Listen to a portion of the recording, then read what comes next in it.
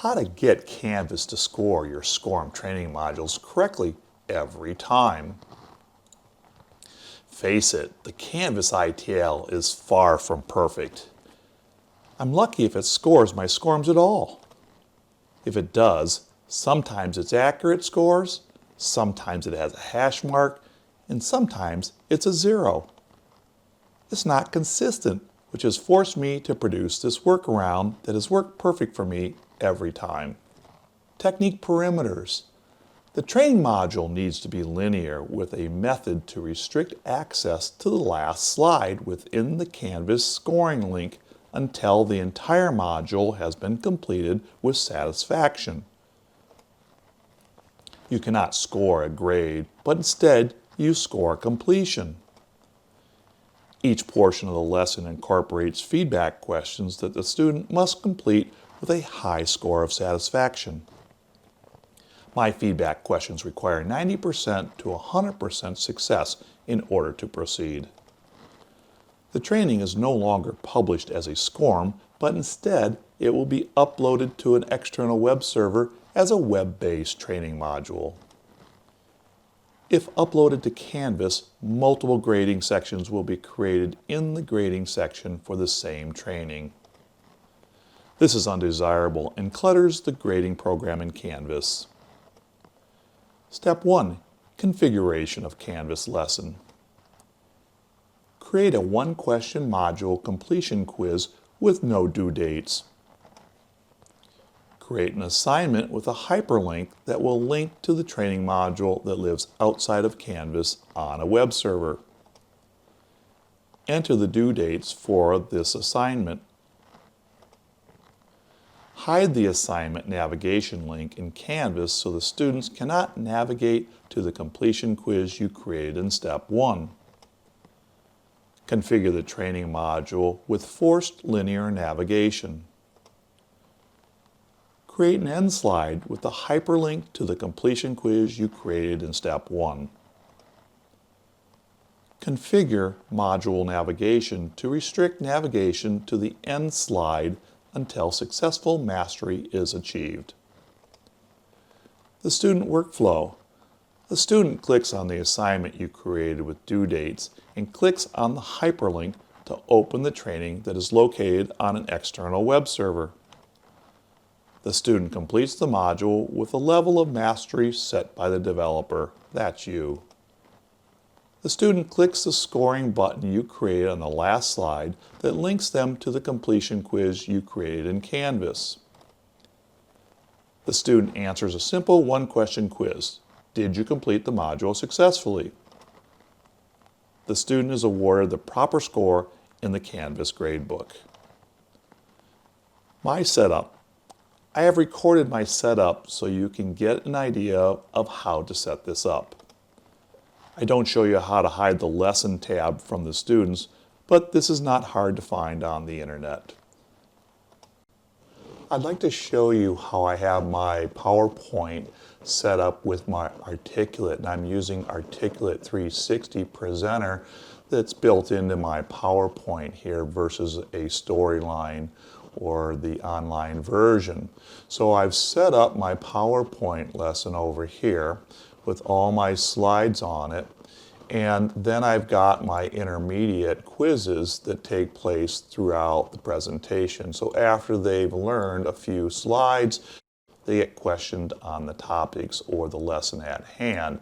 So I've got several of these, and when we get down to the very bottom down here at the very end, let's go down to the very end, I have one final quiz, and then I have this slide here which gives them their completion. Now I have two classes that are taking this test, or two classes that'll do this module, so I've created a hyperlink to my Canvas score. So when we come over here and we do edit link, this link right here, that goes over to my quiz in Canvas, so it goes directly to that. So when they click the assignment link in Canvas, it will take them to this area over here, and it will launch this Now I believe I have that already launched over here. So here it is in my web browser. I've uploaded it to my website, and then the URL is at top, and this is what I copied and pasted into my Canvas assignment. And so that's going to start this lesson. So I've configured it so that they absolutely have to get 100% score. So in this assignment, so right here, we can see that if they finish or pass the quiz, they go to the next slide. If they fail, it goes back to this particular slide, which is slide 10. And if they want to leave the quiz, they have to complete it, and they have to have a passing score. Now let's take a look and see how I've set up my quiz in QuizMaker. Now my goal is mastery of this subject, so when I go to the quiz properties, I actually want them to have a 90% or better, which is impossible with only 8 questions, so it's technically they have to get 100% on all these questions, and I usually just give 1 point per question. The other thing that I do is I go over to the results slide. If they've succeeded, they've passed, they're good to go. I don't let them see the correct answers so that they can't share those.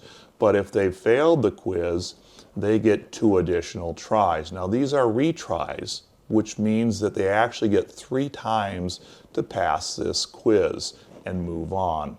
So I've got my results set up, and then I finally go over to my player,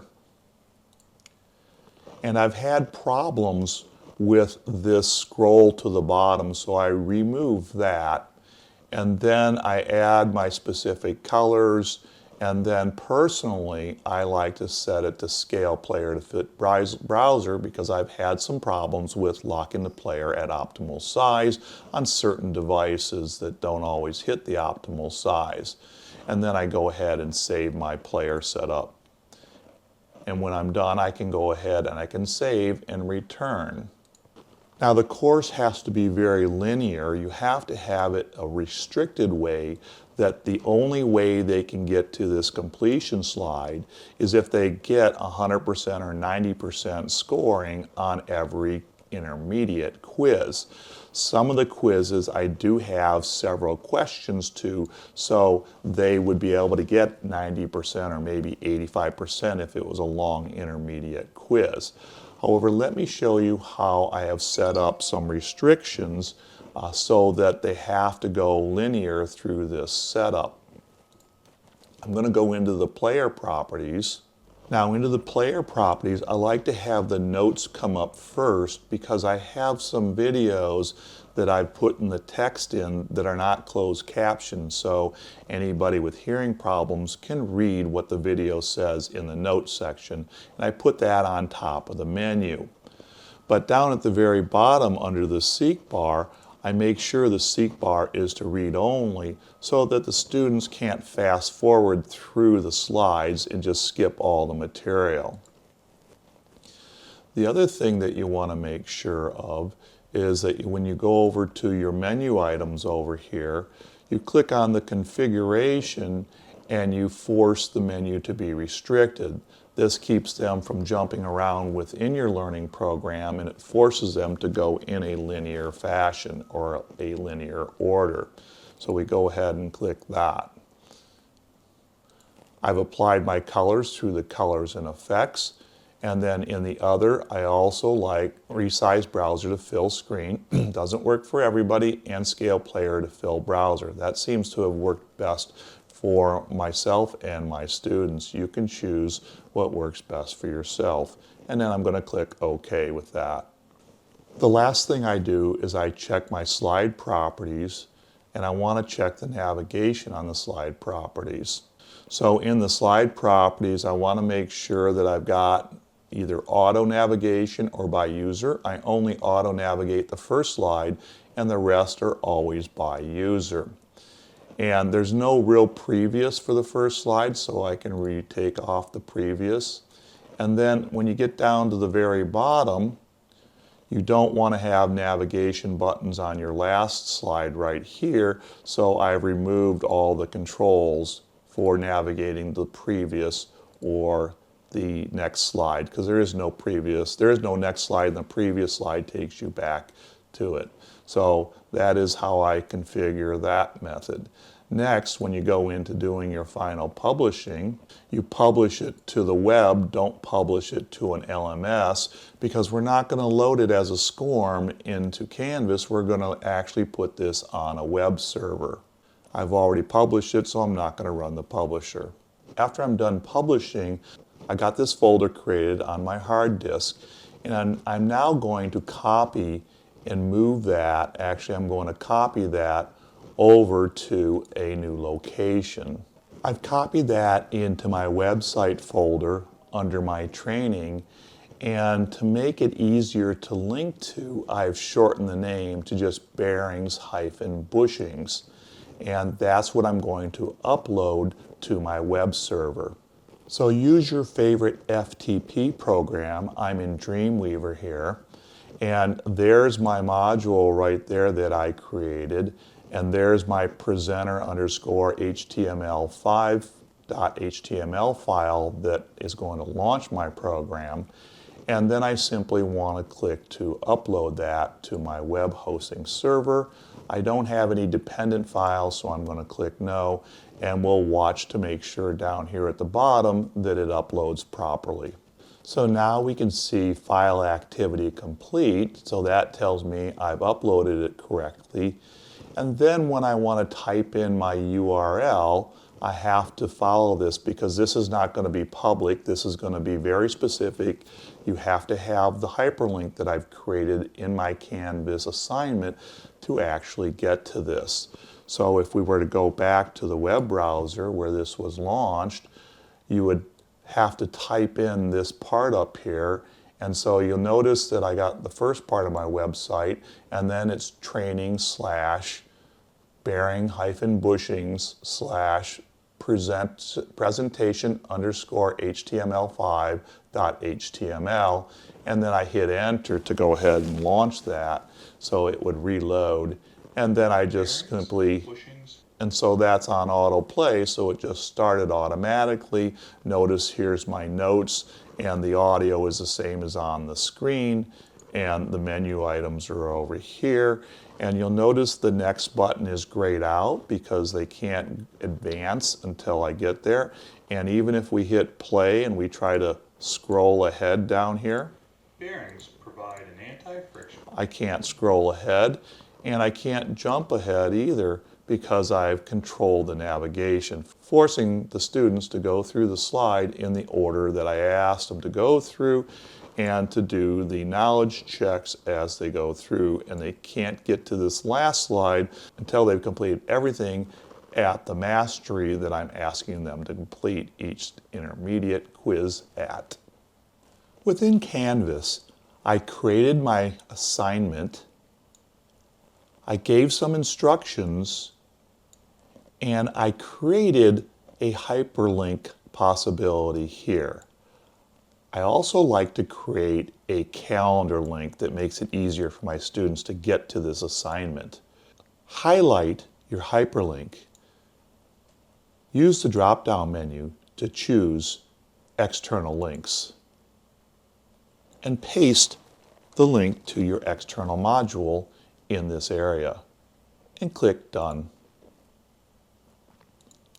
If you like to do the calendar hyperlink, you highlight that text, and then you come over and you'll use the course links.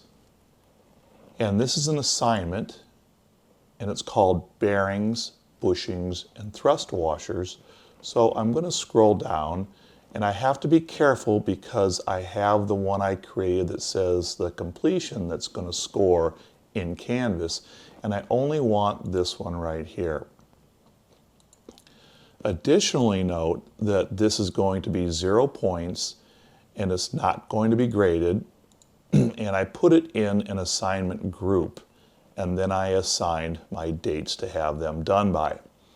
And the reason I don't want it graded is because I don't want this to show up in the grading program when I look at my scores. We're going to use the completion module to do that. So I'm simply going to save that, and it will now show up in the calendar links. Now let me show you what I did for the scoring. Over in the quizzes area, I have the bearings and thrust washer module completion. And in this area here, I have created a test, and it's a graded assignment.